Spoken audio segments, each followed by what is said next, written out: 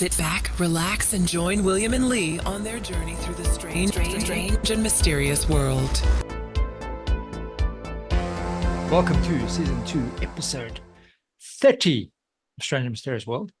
This is our season finale. This is going to be an interesting one. We have Lauren Hudson on today. She's going to be chatting about Wim Hof. She is the Wim Hof instructor here in South Africa. She's based in Capetown there near William. So yeah, let's bring on. Let's see what she's got to say about the breathing techniques. I think it's quite interesting that breathing techniques there. Will. Yeah, I've been doing the Wim Hof method for a while now. I even bought myself a freezer. I sent you that video Yes, of me in the freezer. in your freezer. Yeah, it's not the crying game one, eh? The breathing technique. what? I forgot about the crying game such a long time ago. What? Yeah. Okay. Yeah, I saw you sitting in your deep freeze. Yeah, it's full of water. Yeah, it's actually quite 5 funny. degrees. Yeah. Yeah, I've been doing that for a few weeks now. Trying to see So for our viewers out there, when you went and bought one, was it a D-file? What was it? Was it a second hand? Yeah, well, no, it was my I've been wanting a freezer to make a cold plunge, right? I've been going down to the Glen Ken tidal pool here, and anybody that knows in Capetown, the water here, because it comes up from Antarctica, the currents, so the temperature varies from like 8 to 15 degrees. Yeah. Celsius. I don't know what that is in Fahrenheit, but then the Indian Ocean meets the Atlantic Ocean actually in Capetown. So the half of Capetown on the west side has got the cold Atlantic Ocean, and Capetown on the right hand side has got the Indian Ocean. So that varies between 15 to 25 degrees. No, it's a bit up, but it's in the 20 degrees. So Glen Ken is where the two oceans kind of meet, where I stay. So I was going there in the mornings and it was cold. Don't get me wrong, it was like freezing. But then it started getting too warm for me. So I started driving to Nurtuk. But then the petrol, like my cost of petrol was racking up. So I was thinking all the time, like, geez, I must get myself a deep freeze. And then my sister's husband, my brother-in-law, he's just like out of the blue. He's like, yeah, I got this old deep freeze. You want it? I'm like, oh my God, what is like the universe like just delivered me a freezer. So I got the freezer, I installed it here. I went on like 20 YouTube things to see how to build it. Like, cause you got to put like, cause you fill it up half with water. So the water comes up to like your head while you're sitting in the freezer. It's like a chest freezer. So you sit in it. Yeah. And then you drill holes in the side so you can put the cables in, because you got to put a pump and like something to clean the water all the time, like a UV filter or ozone. Okay. And a thermometer so you can see the degrees. And then luckily the fridges in South Africa, you can set to either freeze, chill, or refrigerate. So it goes from, so you do it at either 5 degrees, 2 degrees, or below 0 degrees for freezing. Because all the YouTube videos were saying like, no, you got to get a timer and you put the freezer on a timer so that you can, the thermometer, so when it reaches a thermometer, the temperature turns the freezer off and all that complication. But and then it's also funny because all of them said you must use ozone. So I went to the aquarium here and because where else will you get pumps and stuff to clean water? And I said, yeah, can I get an ozone filter? Like, what are you using it for? I'm like, I want to put it in my freezer. I want to sit in my freezer and freeze my ass off. And put the ozone to clean the water. They're like, are you mad? That'll kill you. And it's bad for the environment. They were like going off. And I'm like, no, but every single YouTube video says you must use the ozone thing. And I'm showing them the YouTube videos and they were like determined not to sell me this thing because they said it's either going to kill me or like people around me in the house, and it's going to fuck up the environment. So I had to go with the UV filter, but the water's been in there for a month. It hasn't dirtied. But anyway, you haven't pissed in the water. No, but I started going in naked now. And then when I told my brother-in-law, he's like, yeah. And then, but the thing is, I'm thinking, but if I got my swimming costume on or off, the water's still going to be touching my knot. So I don't know why it's gross without the costume on. It's the same thing to me. So it's a more natural to go naked. Yeah, I go all natural. I go French, baby. Wait, I'm just going to send this. I see Lauren's trying to get in here. Just hold on. Okay. So Lee, I did the Wim Hof method with Lauren in Capetown. And Lauren, I've just been describing to Lee about how I've bought this, or I didn't buy the chest freezer, I just got given the chest freezer. I made a cold plunge, but I don't even think our audience even know what we're talking about. So if you can tell us, what is the Wim Hof method? Okay, sure. So the Wim Hof method is basically made up of three things. They call them three pillars. So the first pillar is a particular kind of breath work. The second pillar is cold exposure, and many people, think of cold exposure in the Wim Hof method as ice baths. But really, it could be, going for a swim in the sea or having a cold shower. That could also count as cold exposure. And then the third thing is mindset and commitment, because if you don't do the breath work and you don't expose yourself to the cold, if you don't do those things, you don't get the benefits. So yeah, that third pillar is very important. You've got to do it to reap the rewards. Okay, so now What's the reward? the little bit I know about the Wim Hof. So earlier I was just chatting to Will, because Will does a lot of I think he's actually done everything in the world that you can do of any sort of technique, whether it's breathing, meditation, singing, whatever. I think Will's done everything. Now I get confused sometimes because he does a lot of breath work, but he also cries a lot. He's like there's a breath work that you do that apparently just makes you cry a lot. So I asked him earlier, I said, is this the crying game one? Is this the one where you cry a lot? Is that what you meant by I'm thinking of the movie, and I'm thinking, I can't think of a reference in the movie No. about I was doing breath work and crying. It was so long ago. Yeah.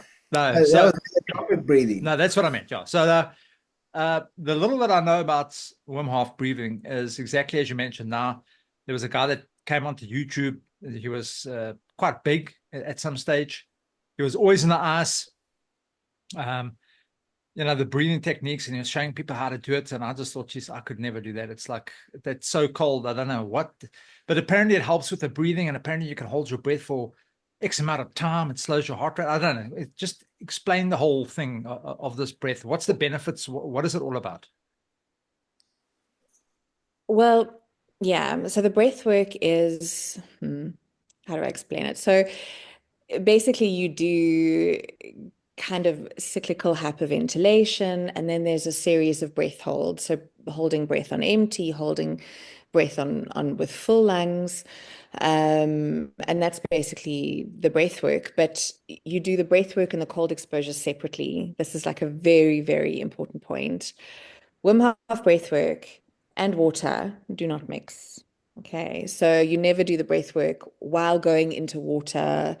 It's very much done in a safe space, lying down, flat on your back. And then once everyone has kind of come out of the breath work and we've had a chat about it, then we do the cold exposure, which is going into cold water, which can be anything between 2 and 10 degrees.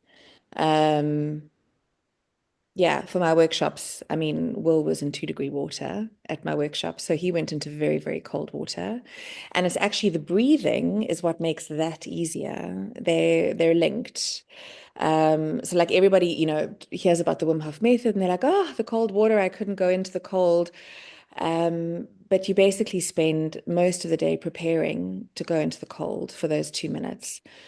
So the breath work gets you into the right mind space. It prepares your body before you actually do that.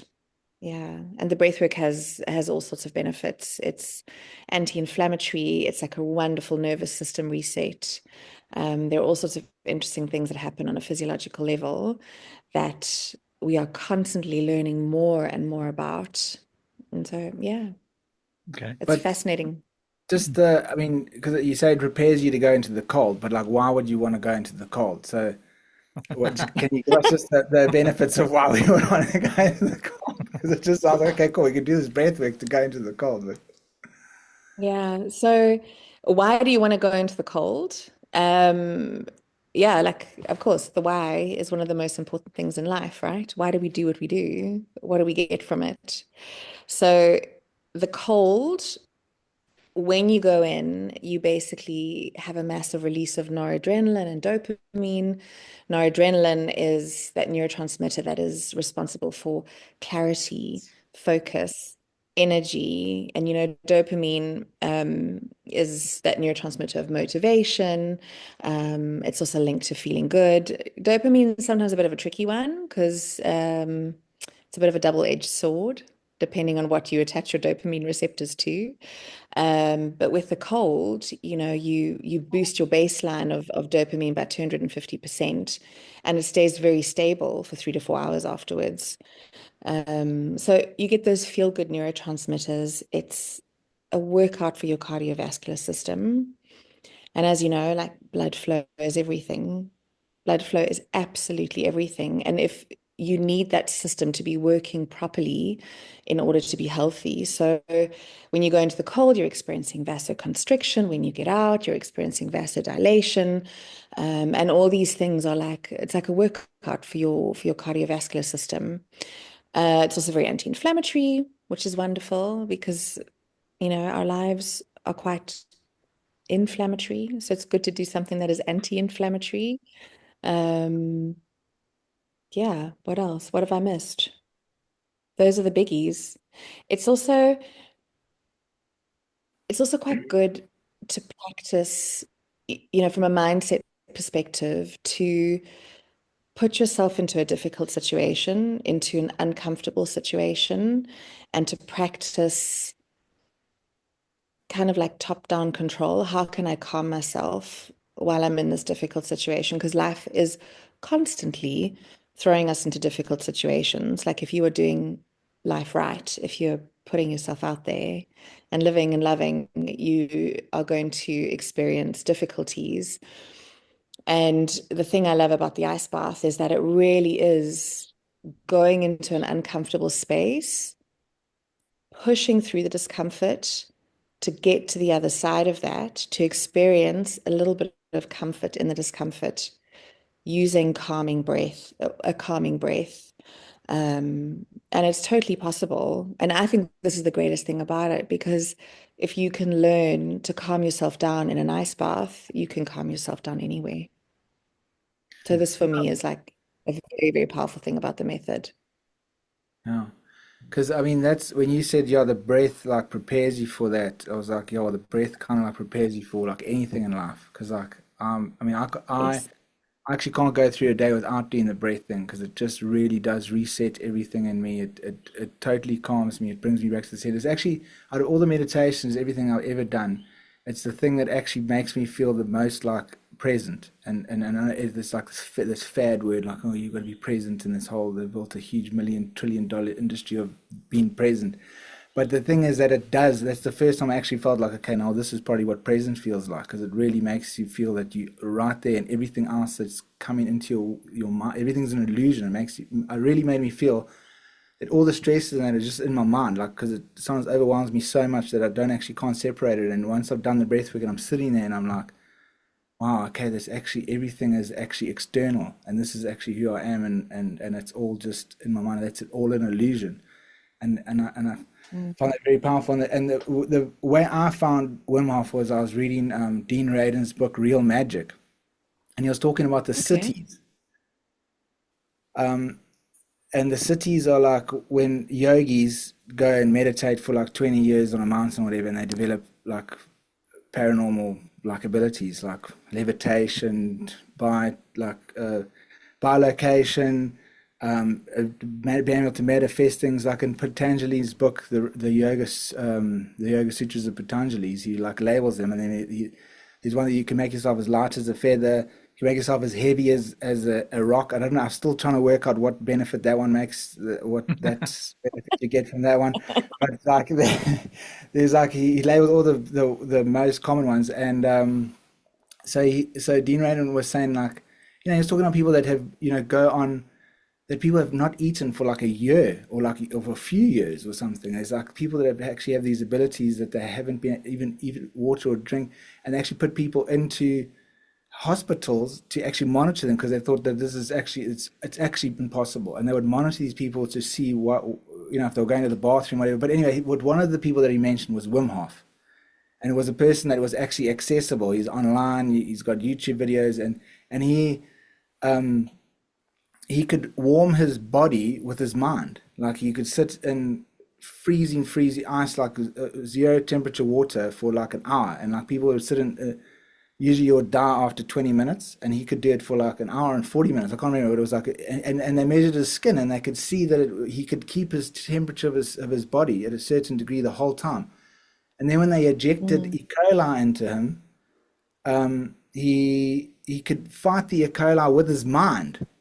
And then it spawned this huge like scientific like study about this, and then people were so interested, they thought he was a freak of nature, and they were like, okay, well, can you train people to do this? And then he said, yeah, of course I can. And they said, okay, well, they're thinking, okay, well, how long are we going to give you? Like a year? How long do you need? He's like, just give me 10 days. And then he took like 20 people, I can't remember the number, and he trained them in 4 days. And they came back there, they all, like, I think 20 of them did the E. coli test, ejected with his method, and 20 without the method. And that all the 20 that did the method and got the training, they didn't get sick from the E. coli, and the rest of them all got sick. So he actually had this. So I was so fascinated. I was like, oh my gosh, this guy can actually control his parasympathetic nervous system. I can't remember if it's the autonomic nervous system. Which one is it? So he can control whatever the one that you can't control. He can control it. Well, the autonomic nervous system. Yeah. So he the autonomic, which is supposed to be automatic. So things like your immune system, you shouldn't be able to control. It's automatic. And so the thing with the E. coli, they did a study on him at Radboud University, which is a university in the Netherlands.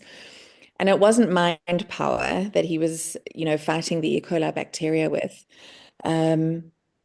It's something that very interesting that happens in your body when you're doing this kind of breath work, that it seems to spike your adrenaline. And they think that it is this mechanism, the spiking of adrenaline when you're doing this kind of breath work, that actually brings about the release of all sorts of anti-inflammatory cytokines, which prevent you from getting sick from this bacteria. So it wasn't his mind. It's actually something that's happening physiologically within your nervous system and within your cells. Yeah, and the interesting thing about Wim Hof is that before him, any medical person would have said to you, you can't influence your immune system. It's impossible. It's in part of your autonomic nervous system, meaning automatic. It happens without your interference. And he has shown that actually by doing this kind of breath work, you can have some influence in your autonomic nervous system, which is very interesting and very encouraging. Yeah. Okay, yeah. Yeah. The thing, sorry, yes? Oh, yeah, no, go for it.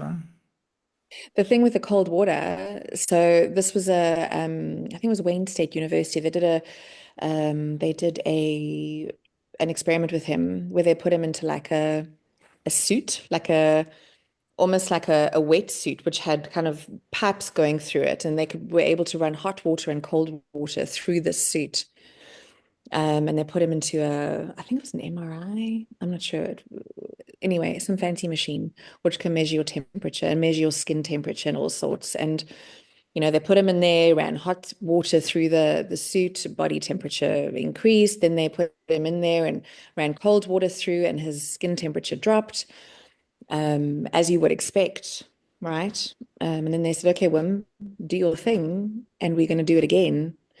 And so he went into this machine, and they ran the ice cold water through the suit, and he was actually able to keep his skin body temperature constant. His skin temperature didn't drop.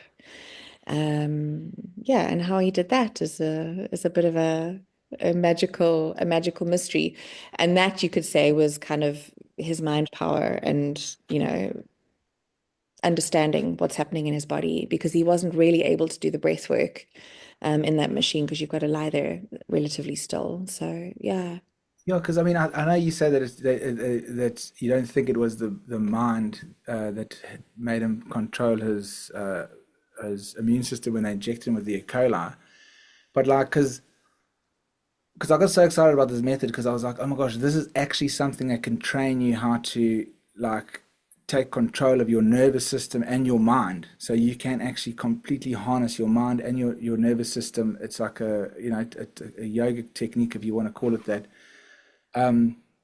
Which it is kind of like, because if you think about the 8 limbs of yoga, there is the pranayama, which is breath work, and there's also like taking the sensation out of your body. I forgot what it's called, but that's almost like getting into cold water. So it is actually like 2 limbs of yoga. And also obviously he's big on the meditation, because he teaches the meditation thingy. So I was thinking, oh my gosh, he's actually like, this is something that I can do to learn how to control my mind and my flight and fight response mode, my stress, all of that stuff. And I mean, I was trying all the things on YouTube, and all the apps that you can get, all the free stuff, and it wasn't. I told you I did the 90-day shower thing, cold shower thing, and then I mean, once that was finished, I was so happy that was over, because I couldn't stand the cold showers. I hated it so much. I was just like, It didn't thank God. become addictive. And I didn't feel like I could control my mind or my body or anything after that. And I was doing the breath work every day, so then I just like gave it up, and I was like, oh gosh, okay, maybe I did it wrong or whatever. But obviously I can't go do the Wim Hof method because it's too expensive. I mean, with him personally for that in Poland or whatever. So, but the thing is, I missed the breathing, and then so I stopped it for a while, and then I started doing the breathing again, and I also, when I started doing it again without an expectation, then I started seeing the benefits of the breathing, because I had this like anxiety of like, I needed to get it right, I needed to experience this thing, I needed to be able to control mine, and nothing was happening, and I was getting a bit frustrated, and I hated the cold showers. Jeez, I hated the cold showers. That was the worst. So I was actually quite happy when it was over. But then now, when I started doing it again and I actually submerged myself in the cold water, then I can actually feel like, I can feel tingling going through my arms. I can feel like there's electricity in my body, and I can feel like it, and when I get out, it's like such a rush of like, oh my gosh, I feel so alive. So I think the cold shower thing, I don't know, but if you get into the water, I think something's really happening there. And then also, sorry, Kate, yeah. No, I think many people feel that the submerging yourself in water completely is kind of easier, because with the shower, it's like, it starts on your back, and then your back's cold, and it's like on your chest, and your chest is cold, then it's on one arm. So it's almost like you're not completely enveloped. It's like you're constantly exposed to the cold on different parts of your body. So yeah, I also prefer, complete submersion to cold showers. I do. So, Yeah. but then the thing is, when I read Scott Carney's book, because he went there, he was that author. It's funny, because I actually wanted him to come on the show, and I emailed him, and then he emailed me back, and he was like, I am no longer promoting Wim Hof ever again. I don't know what happened to them, but he didn't sound happy in that email. No, I don't know either what happened to old Scott Carney, but shame. But anyway, but then his book made me realize what is actually going on, because like looking at the YouTube videos and the things, I didn't actually know what I was doing. But it was like, when you read the book, you realize you're trying to push your body to the limit, so you can actually understand what your limit is, so you can then you like psychologically, like with the breath work. What I found when you read the book, you're actually supposed to hold your breath until you can't anymore. You got to push the limit. And then he even says that you got to do push-ups, because he says that you can do some push-ups and see how many you can do. So if you can do 10, then you do the breath work, and at the end you do the exhale, and you see how many push-ups you can do there, and then you can do something like 40, 50, because it's like it turns off the switch in your head where you actually don't know that it actually turns off your body goes, okay, this is the limit. It turns it off, which is kind of dangerous. So don't try this at home, people, because even Scott Carney passed out and hit his head, and he had a huge bump on his head. So don't do it at home, but unless you gotta. But it's like that, and he called it the wedge. So you actually, like, when you do that, you're actually sticking like something into your subconscious to like wedge it open, so you can actually, it helps you look inside your nervous system, so you know what your limit is and how to push it and how to get past what you think your limit is. And that also with the cold. And I mean the book is amazing. I mean, also then they eventually made it up Mount Kilimanjaro, like the team of them, there was 29 of them, and I think 23 of them actually made it up the mountain in a world record time of 20 for 28 minutes, and usually not 28 minutes, 28 hours. 8 Sorry, hours. yeah, and Yeah. like the last limit was it was like people say you can't do it in less than 5 days, otherwise you'll die from altitude sickness or whatever. But then with the mind thing, sorry, I'm going on forever here, so just stop me when I. But the mind thing, what also like really intrigued me is that Wim Hof, when he was trying to push his body to the limits, his toe got black from frostbite, and then the doctors were like seriously thought they were going to amputate it. So he said no, he didn't want to do that, and he went home and he came back like whenever a few weeks later, and it was completely healed, and they thought it was miraculous.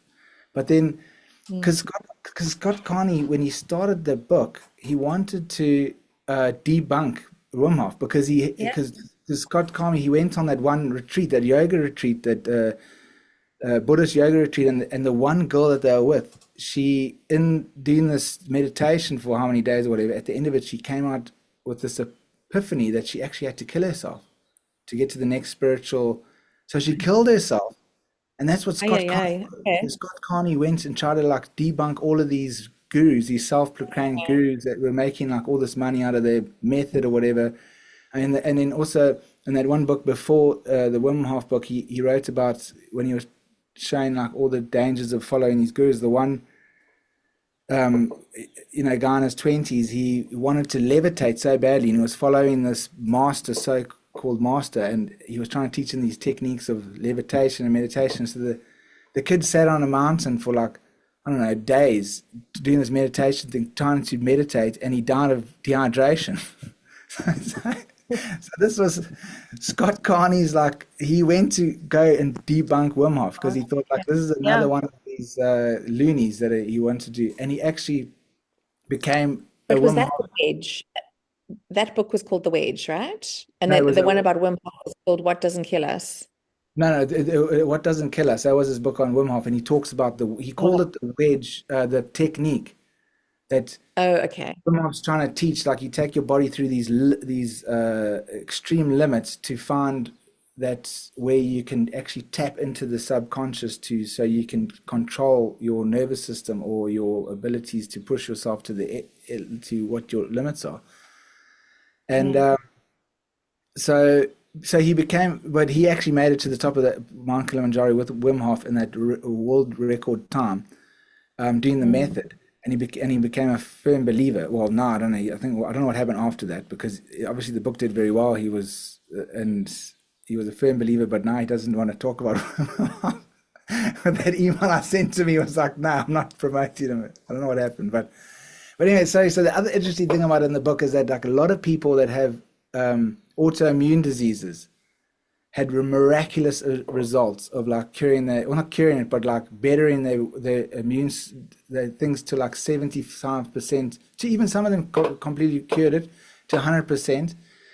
And he goes into the statistics of like how like obviously of like 100,000 people do the certain thing that they think that's going to be that's going to help them, like with the placebo effect and all of that. A lot of them will get cured. But he says that his research, and that it was actually uncanny, that actually there was something to this method that was helping the people with like Parkinson's disease, what's this joint disease where the swells, Arthritis? arthritis, Rheumatoid arthritis. yes, that arthritis, and so many other things that helped them extremely well. And then the one thing that which was really cool was that, well, not really cool for this person, but what happened, like he was behind a horse, and the horse kicked him and broke his arm. And then he started doing the method immediately because he said he was preparing himself. He had just finished doing the Wim Hof course, and he was trying to prepare himself, his body, because he couldn't feel the pain and nothing, adrenaline wasn't kicking in yet or nothing. So he thought, let me start preparing myself for that, for when it kicks in, then my body's already used to the adrenaline and everything. So he started doing the breathing. And obviously the lady that was on the horse had kicked him, and gets off and starts seeing this guy hyperventilating and goes, oh my God, and sees his broken arm. It's like, oh my God, this guy's like in shock already. He's hyperventilating. And he's like, no, I'm just doing the breath. So anyway, they take him to the hospital, and they do the operation. They put in the pins or whatever. And he would just sit there all day and just think about white energy, light going through his arm, and healing it. And he just would do that all day and all day. And then it was such a miraculous heal. It healed in like, it was supposed to take like, I don't know, 6 weeks or something to heal. It healed in like 2 weeks. Even the stitches came out in like, I don't know, they said that you must come back in like, I don't know, like 2 weeks or something to get the stitches out. And he went back in like 3 days, and the stitches, something insane like that. And then when he was telling the story, that's when Wim Hof was like, that's the whole method, or whatever, the technique. That's the technique.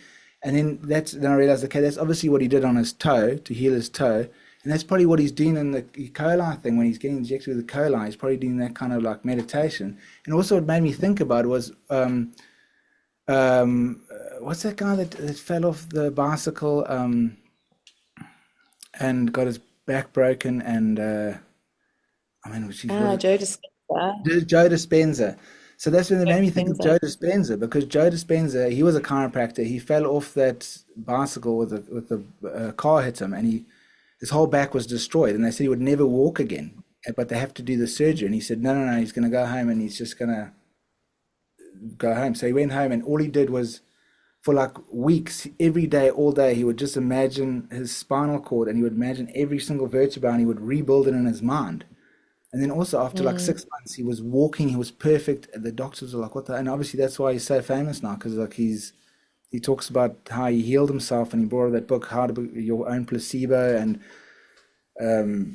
was it Breaking the Habit of Being Yourself, and all of that. And it was all because of this mind, how you can heal yourself with your mind. And I think that's what was missing when I was doing all the YouTube videos. It doesn't explain that, but in Chris Carney's book, it actually says that. And I was like, okay, well, that's probably... So now I'm like excited about it again. I've got my freezer. I'm getting in every morning. Awesome. And I'm doing, the thing is, I was doing the breath, and it was making me feel great. But now I'm doing the breath where I'm holding it at the end. Like I'm really pushing myself to see how long I can hold it for. And also there's this thing he talks about with squeezing. You've got to squeeze from your toes, your calves. I don't know if did you in your training do any of that stuff? Yes, done that, but I don't teach that because it's quite intense. And it's also something, like I'm a level 1 Wim Hof instructor. So you kind of have to be a level 2 to teach people that, because it's quite intense. So I don't teach that in my fundamentals workshops. I really stick to the 4 rounds of breathing and the ice bath. I don't do the hectic head squeezes and things. Yeah. Kevin, I want to ask a question. I want to ask Yes, a question quickly there. So, Will, you were going on about the mind kind of assisting the body with healing and that kind of stuff. So, with all our podcasts that we've done, we understand that's sort of what's going on. But now, where's this breathing coming? So now the breath work. I mean, as you mentioned, every meditation, whether it's the remote viewing stuff that we're doing currently, or whether it's the the gateway experience with their own things, or it's the Buddhist monks that are doing their breathing techniques. That all the breathing is there to kind of get you into an altered state of consciousness, or altered state of mind. Okay, so are you saying that this specific breathing here, the Wim Hof breathing, is kind of what it sounds like? Is it's better than the rest? This is the breath work that we should be doing. And then with that, what kind of mind stuff is going on? So if you're breathing, all right, your concentration is mostly on your breath. So the ins and the outs and the ins and the outs and the hyperventilating. So you're not really thinking of much else stuff besides your breathing. So how is it kind of relating your mind? So you say your mind's busy healing the body, but then how's the breath work coming in with this? Are you breathing first and you breathe for like 5 minutes or 10 minutes? And then you're coming into your mind state, or what's the give? Well, that's the thing. Also, with the Wim Hof method on the YouTube and that, they don't really say how mindful you need to be of your breathing. That's correct, Lauren. I mean, I don't. But the thing is, when with Scott Carney's book, he says when he was doing the Wim Hof method with Wim Hof, there's a lot of visualization going on, like his visualization energy going through your eyes and out into your limbs. So I mean, I just envision when I'm doing it, I just envision this tunnel of light going from my head to my chest, to my head, to my chest, every breath. Like, so I try to keep like mindful. So, because like the thing is, when I'm doing the breath work, I can start just thinking about all sorts of things. What I also find is that doing the breath work, it really heightens whatever stress I'm going through. When I'm actually hyperventilating, I go into it even more. It's like it goes into this like a, and Lauren, you probably can explain this a bit better because there's a whole thing that actually happens in your body. Because it really activates something in me that I stress so much I even want to stop sometimes. Sorry, my daughter's. Yeah, let me just check what time we're on there because I'm going to have to cut that out. William. Sorry, guys. So Yep. so it'll send me. Huh? No, I can hear my kids having a fight in the bedroom in the background too. No, you can't hear them. Oh, good. Yeah, I can't hear them. So it actually sends me into this state of stress to an extent where I just want to stop. And then as soon as I do the holds, it's like this absolute like peace. It's like the most peace I've ever felt ever in my life when you're doing the holds. And then you go back into the breathing. And the second round of breathing, even if it was so stressful the first one, it actually, the second one's not so the stress is not so intense, and then it holds when you're not breathing. Then it seems to like I go calmer and calmer until I've stopped. When I stopped, I just put my awareness in my heart, and then and it's amazing because I think it builds up so much energy in your body or whatever it's doing, because then there's force in my chest. Sometimes my body's like sways a bit like this, and it's like this pressure like in my chest that it sometimes gets a bit overwhelming because I don't know what it's doing, but it feels amazing. And then I'll just sit like that for another like 20 minutes afterwards. It just feels amazing. Out of all the meditations I've ever done, this one just feels amazing. No, but I'm still getting confused yet because I tried the hyperventilating breathing once or twice, probably in the last month. And I can't concentrate on anything else. If I'm hyperventilating, I'm starting to get dizzy. I'm kind of almost like I'm not thinking of I'm breathing in and breathing out. I'm just like, Jesus, I'm about to pass out. So where is that coming? Where you like sitting there and you're thinking, okay, now I'm imagining light. I'm not fucking imagining light. I'm like almost like imagining the floor because I'm hyperventilating. I mean, because I do it so often, I don't know. But the thing is also, I used to get this amazing tingling sensation on our bodies, even to this point where I feel like I'm coming out of my body. But now, I don't know, I think Lauren, I've done it so much that tingling doesn't come, and I get a bit, I just want the tingling, but it's not coming anymore. You need to come back to a breath work where you are led through the breath work. Because how are you doing this Wim Hof breath work? Are you doing it by yourself, or you using the app? Who, No, I me? just do it on Or No, No. I just started hyperventilating. And I was Okay. like, Okay. Because I don't really visualize anything, but I know what you're saying, William. When like the first round, it feels like sport, right? Like it's really it's you got almost got to like push through it. For me, I think the magic happens in round 3. That's everything beyond round 3 is amazing. But to get to round 3, it's a bit of a struggle. It's that hyperventilation is like it's like sport. And as well with the mind, like what's happening is you think about that kind of breathing, like a lot of people breathe in and out through their mouths, which is very sympathetic. So you're in your sympathetic nervous system, which is your sympathetic stress nervous system. So it's no wonder, and it's interesting that you're feeling like a bit agitated and like you're thinking about all the stuff that's happened in the day, the stuff that's bothering you. I'm a bit like Lee. I can't really think about stuff when I'm doing that. I just sometimes think, oh, this is really like hard work. But when you go into that breath hold, you've gone from your sympathetic nervous system into your parasympathetic. So the breath hold is your parasympathetic nervous system, which is peace. That's your system of peace. It's rest, digest, it's healing. So you're going sympathetic, parasympathetic, sympathetic, parasympathetic. So you're like toggling between these two systems.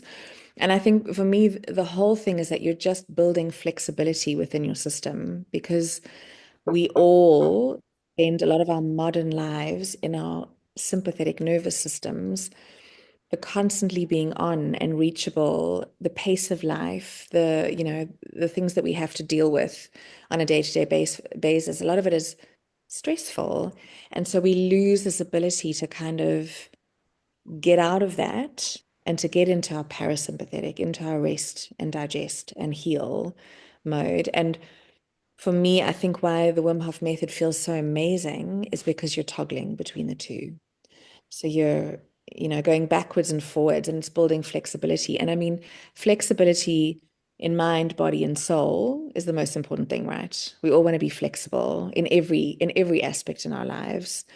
So this is nervous system flexibility.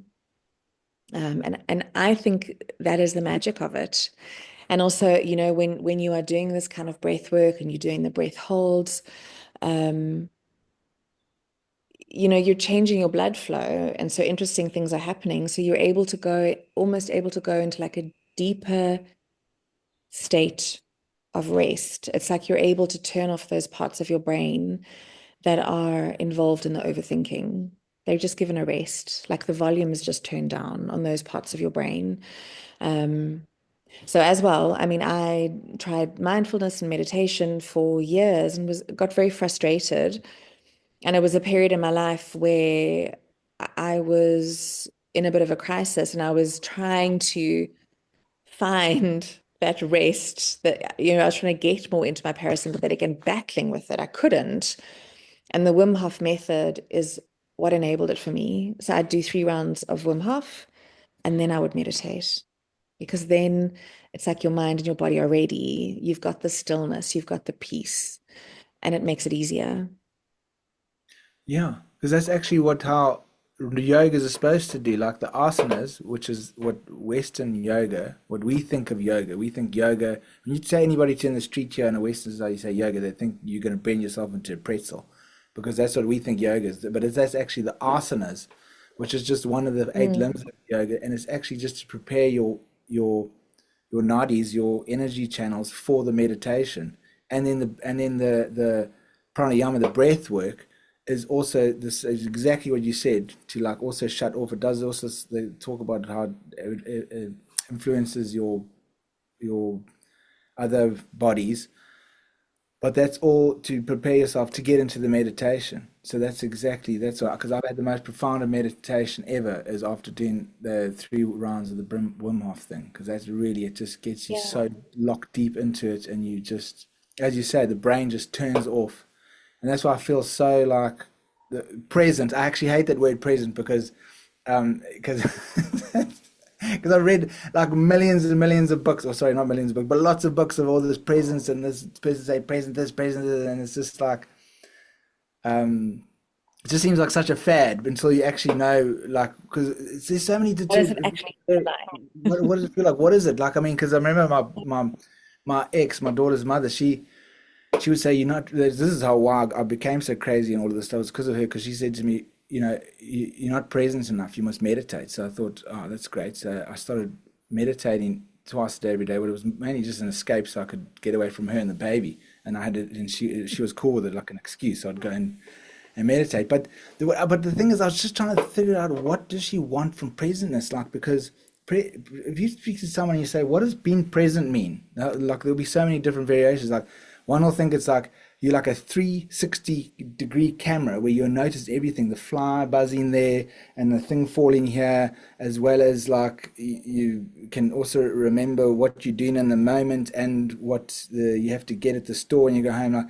Like that's, I think that's, somebody thinks that, but that's like, I think that's impossible. But then others, you say, what has been present? And it's like, okay, it's what's actually going inside me. Like, I'm aware of all of my emotions and my thoughts at the same. It's like, what, where are we going here? Who knows actually really what present is? Because no one actually really knows, and you can read about 1,000,000 books on it, and it all is very inspirational. And you come out reading it like, wow, that's amazing. You're so inspired, but then you don't actually, you never get to that point ever in your life anyway. So. Yeah, sorry, long rant now, but the thing is the breathing. I think that's what present means. After the breathing, I feel so amazing and like so like within Alert. myself. I think that's You're what present. you're alert. You're And kind it's of coming aware. through. Hmm. Mm. But it carries through. So you feel the presence while you're doing the breathing, because it somehow it turns all your attention inward into your body and into sensation. But I feel like it carries through as well. It carries through into your day-to-day life in a very, very subtle way, where you're able to focus your attention better. You're able to focus on, like right now, my presence is with the two of you. Like I'm focusing my attention on you. It's I'm not on my phone at the same time or trying to read a book or watch TV, or I'm focused on what I'm doing right now. I'm present with William and Lee. And I think that's what it is. And I'm aware of what I'm feeling in my body, and yeah. And yeah.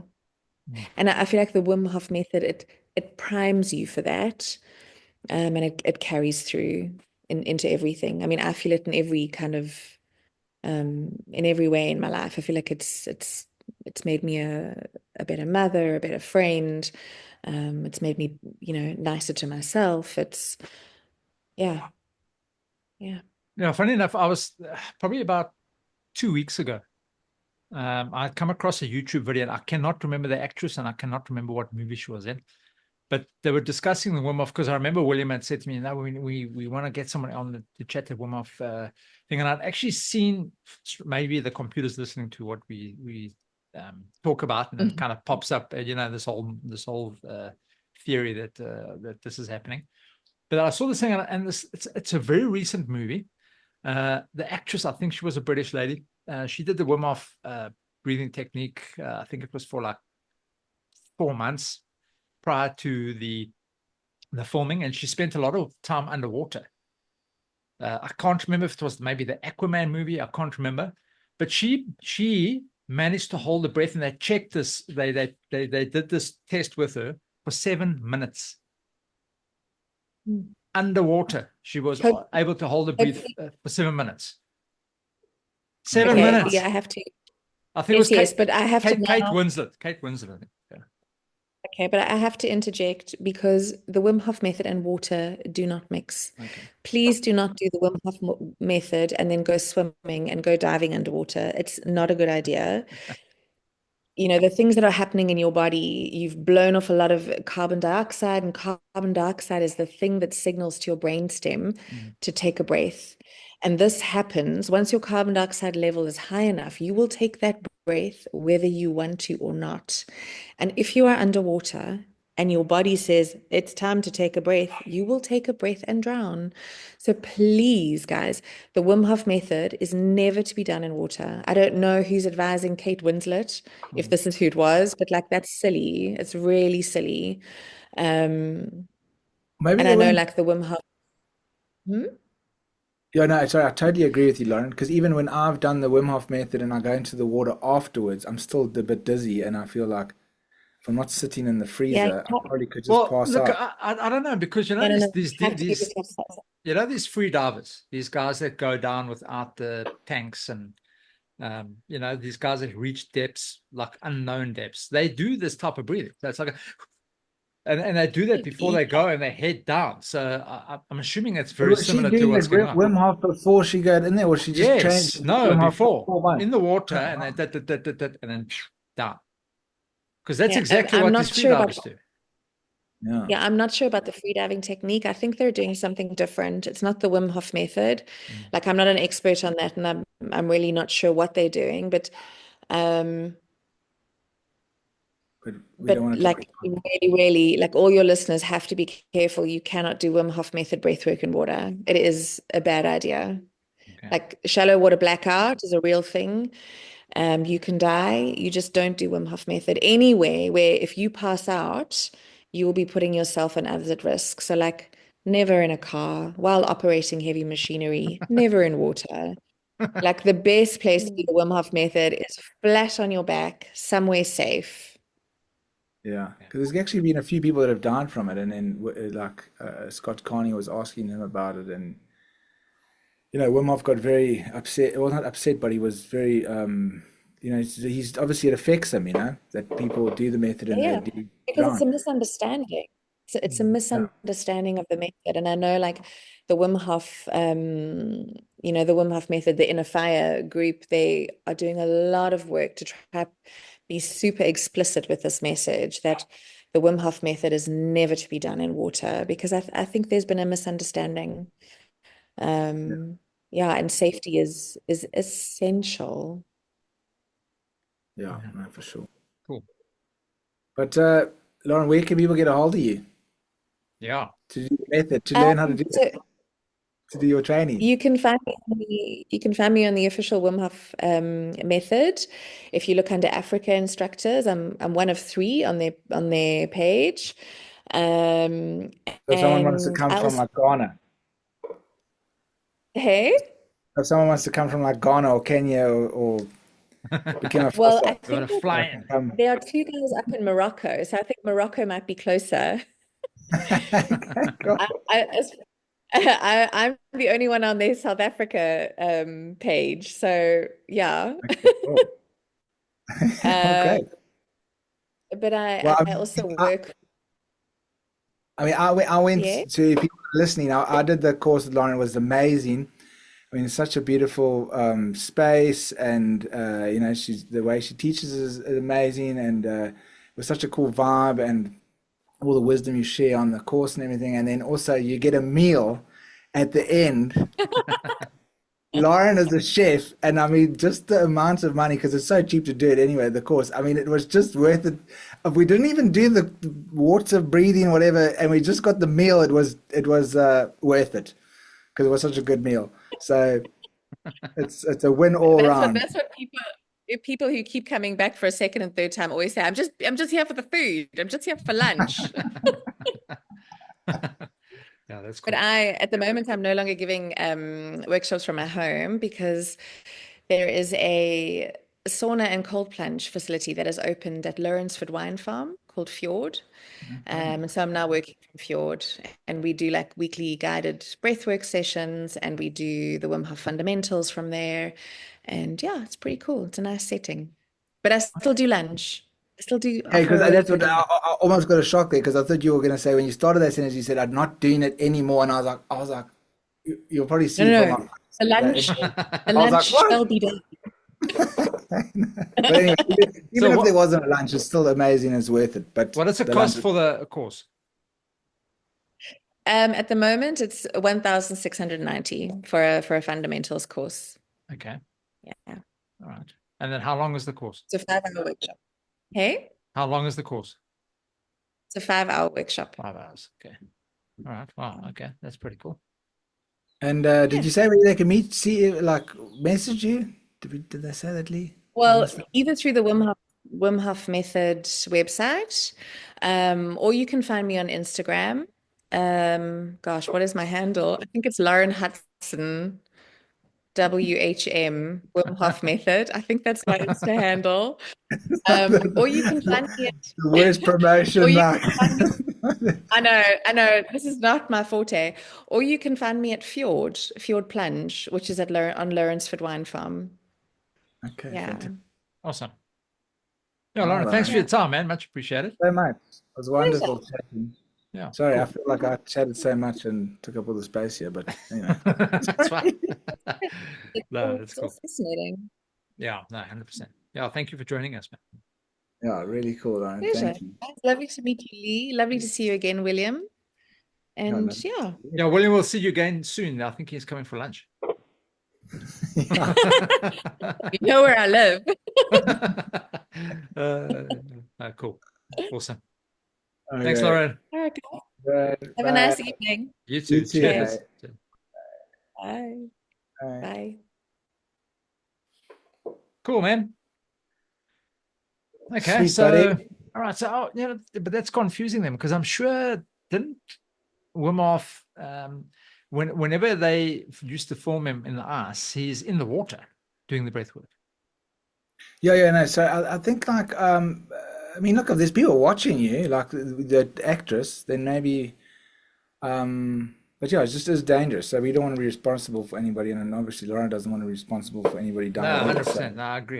Yeah, But 100%. yeah, but I think that does, because it helps you go longer. But But as well, I mean, I don't want to endorse it either, 'cause that's Well, what I look, think. yeah, but that's why I said, look, I wasn't sure because I know with the hyperventilating and I used to not recently, but some years back, I used to watch a lot of the free diving. I used to love it because I don't know if Yeah. there was a movie called The Big Blue. I don't know if you ever saw that.